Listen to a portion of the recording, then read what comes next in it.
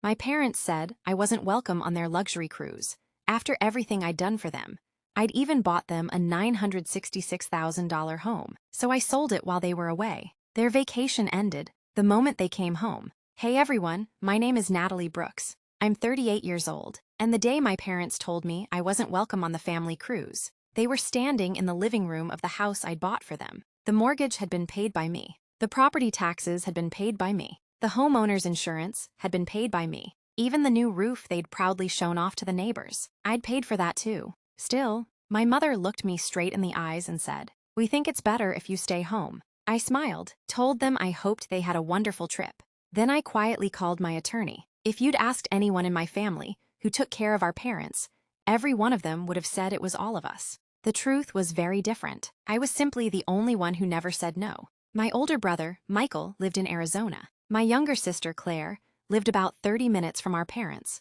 Both loved mom and dad. Neither wanted the responsibility that came with aging parents. I understood. Life gets busy. Families grow. People have their own obligations. So I never complained. After college, I started a software consulting company with 2 friends. The first few years were terrifying. Some months we barely covered payroll. Some months I skipped paying myself entirely. But we kept going. By my mid-30s, the company had grown far beyond anything I'd imagined. I wasn't a billionaire. I wasn't even famous. I was simply comfortable. Comfortable enough that when my parents retired, I wanted to make life easier for them. Their old neighborhood had become difficult to navigate. The stairs in their house were getting harder every year. Dad's knees weren't what they used to be. Mom struggled with arthritis. One Sunday afternoon, I surprised them. I found a place. Dad frowned. What place? A single-story house. No stairs. Close to your doctor's. And close to Claire. Mom smiled politely. That sounds expensive. It is. I'd like to buy it for you. Silence. Dad stared at me. You'd do that? I nodded. I've been saving for years. You've both spent your whole lives taking care of us. Let me take care of you now. Mom cried. Dad hugged me tighter than he had in years. It remains one of my favorite memories. The house wasn't enormous. 3 bedrooms, a beautiful backyard, wide doorways, a quiet neighborhood. Most importantly, everything was on one level. My attorney suggested something before closing. Since you're paying for everything, I recommend keeping the property in your name. Your parents can live there for as long as everyone agrees. It protects everyone. I agreed, not because I expected problems, because it seemed practical. Mom and Dad moved in 2 months later. For the first year, everything felt wonderful. Sunday dinners, family barbecues, watching Dad happily plant tomatoes in raised garden beds, Mom decorating every room exactly the way she wanted. Whenever neighbors complimented the house, Dad proudly said, "My daughter made this possible." Hearing those words made every sacrifice worthwhile. Then, slowly, something changed. It started with little comments. Mom began calling the house our house, which didn't bother me, because it felt like their home. Then one afternoon, I mentioned replacing the aging water heater. Dad looked annoyed. "You should ask before making decisions." I smiled. "I was just letting you know. We've lived here long enough. We know what this house needs." I apologized, even though I wasn't sure why. Months later, I suggested hiring landscapers, because maintaining the yard had become difficult. Mom frowned. "We don't want strangers changing our property." Our property. I noticed the change immediately. Still, I stayed quiet. Every year I continued paying everything. Property taxes, insurance, major repairs, a new air conditioning system, a broken fence after a storm. They never asked how much anything cost. I never told them, because gifts aren't supposed to come with invoices. Around the same time, Claire began visiting more often. She loved entertaining. Family gatherings became larger. Birthdays, anniversaries, holiday dinners. One evening, I overheard her telling a neighbor, "Mom and Dad finally found their forever home." I smiled. That part was true. Then she added, "It's nice they could buy something this beautiful after retirement." I almost corrected her. Instead, I let it go. Maybe she simply didn't know I still owned the property. About 6 years passed. Then Michael called one afternoon. "We're planning something special." "What?" "A family cruise." Mom had always wanted to visit Alaska. Everyone thought it would be a wonderful retirement gift. "I'll help pay. You've already done enough." He laughed. "We're splitting the cruise 4 ways." I smiled. "Sounds perfect." A week later, Mom invited everyone over for dinner. The brochures for the cruise covered the dining room table. Everyone seemed excited. Dates were discussed. Cabins selected. Excursions planned. I noticed something strange. There were 4 cabins, Not 5. I looked at Michael. Did someone cancel? Nobody answered. Finally, Mom folded her hands. Natalie, we've been meaning to talk to you. I smiled. About what? Dad cleared his throat. We think it would be better if you didn't come. For several seconds, I thought he was joking. I'm sorry, Claire answered instead. You've done so much for us. We think you need some time to yourself. Michael looked uncomfortable. Mom continued. We're all together so often. We just wanted one vacation. So why without you? The words landed harder than I expected. I quietly asked, so, I'm not invited? Dad sighed. Please don't make this difficult.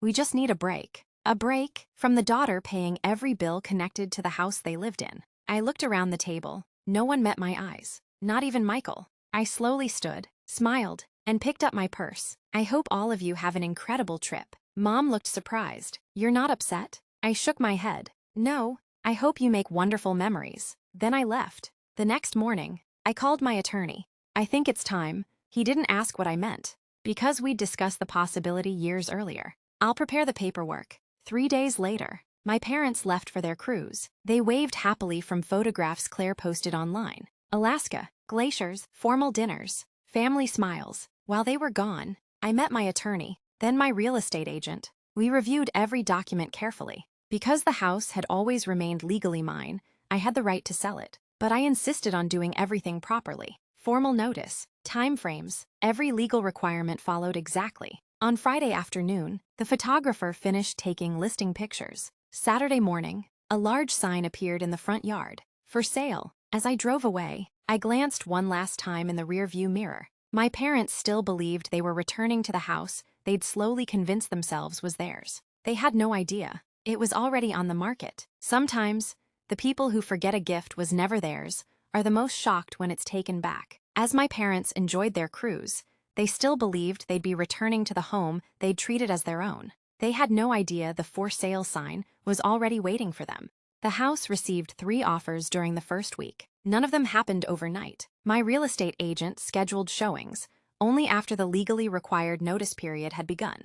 Every document was reviewed by my attorney. Every deadline was followed exactly. I wasn't trying to surprise my parents. I was simply reclaiming responsibility for a property I had continued paying for alone.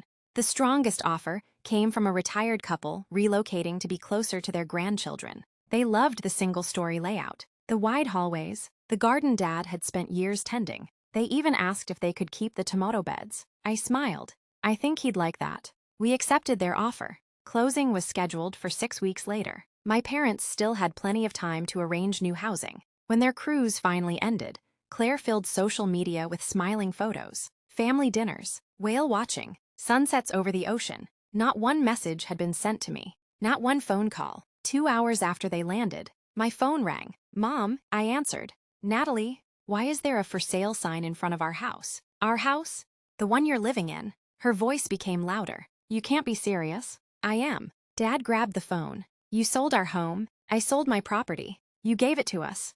I gave you a place to live. I never transferred ownership. Silence. Then he whispered. You're punishing us. I answered calmly. No. I'm accepting that you wanted space. You said you needed a break from me. So I assumed it was time for everyone to become independent. He hung up. That evening, all 3 of my siblings came to my apartment. Michael looked exhausted. Natalie, there has to be another solution. I offered one. What? We could have talked before the cruise. Claire folded her arms. This is unbelievably cruel. I looked at her quietly. Cruel? You kicked Mom and Dad out. No. I gave them legal notice. They have weeks before closing. I've even offered to help them find another home. Dad finally spoke. We're retired. I know. We can't afford something like this. I nodded. I know exactly what your budget is. Everyone stared at me. I've been paying your taxes, insurance, repairs, and maintenance for years. Mom looked shocked. We thought, I know. You stopped thinking about who paid. Silence filled the room. Michael quietly asked, why didn't you tell us? Because I wasn't keeping score. I was helping. But somewhere along the way, help became expectation. Claire shook her head. This is all because of one cruise. I smiled sadly. No, the cruise simply showed me something. What? I wasn't family when it came to making memories. But I was family whenever a bill arrived. Nobody answered. Because everyone knew it was true. A week later, I met my parents for lunch. Just the 3 of us. No lawyers, no siblings, no arguing, Mom looked older than I remembered. She quietly stirred her coffee. We've been talking. I waited. We forgot this house was your gift. We started acting like it was something we'd earned. Dad nodded slowly. And when you weren't invited on the cruise, we expected you to accept it because we assumed you'd always keep giving. I looked at both of them. I never wanted gratitude. I wanted respect. Mom reached across the table. I'm sorry. For what? For making you feel useful, only when you were giving us something. Dad's voice cracked. And for forgetting that the daughter who bought us a home deserved a place beside us on a vacation. I squeezed his hand. That hurt more than the house. Tears filled Mom's eyes. We know. The sale closed exactly as scheduled. My parents moved into a comfortable retirement community, only 15 minutes from Claire. Not because I forced them to, because after reviewing their finances together, everyone realized it fit their lifestyle much better. I quietly paid their moving expenses, not because anyone expected me to, because despite everything, they were still my parents. Several months later, Mom invited me to dinner. When I arrived, she smiled nervously. There are 5 cruise brochures on the table. I laughed. I see that. Dad grinned. We're planning another family vacation. And this time, he slid the brochures toward me. We're not choosing anything until you pick your dates first. I couldn't help smiling. I'd like that. Epilogue. Soft piano becomes lighter, carrying healing instead of resentment. It's been almost 4 years since I sold that house. My parents are happy in their retirement community. They have friends, activities, and far less maintenance to worry about. Dad still grows tomatoes, just in raised planters instead of a large backyard. Michael and Claire eventually admitted they had taken my generosity for granted, not because they were bad people, because they'd grown accustomed to someone else quietly solving every problem. Today, we split responsibilities more fairly, not just financially, emotionally, practically. Everyone contributes, and strangely enough, our family is healthier now than it ever was when I was doing everything alone. My thoughts. Looking back, selling the house wasn't an act of revenge. It was an act of honesty. For years, I believed loving my family meant saying yes to everything. Eventually, I realized that love without boundaries isn't kindness. It's surrender. Buying my parents that home was one of the happiest decisions I ever made. Selling it was one of the hardest. But sometimes, the greatest gift you can give the people you love isn't another sacrifice. Sometimes, it's the opportunity to remember that generosity is a gift, not an obligation. When my parents told me they needed a vacation without me, they thought they were asking for a little space. What they actually gave me was the courage to stop carrying a responsibility that had quietly become mine alone.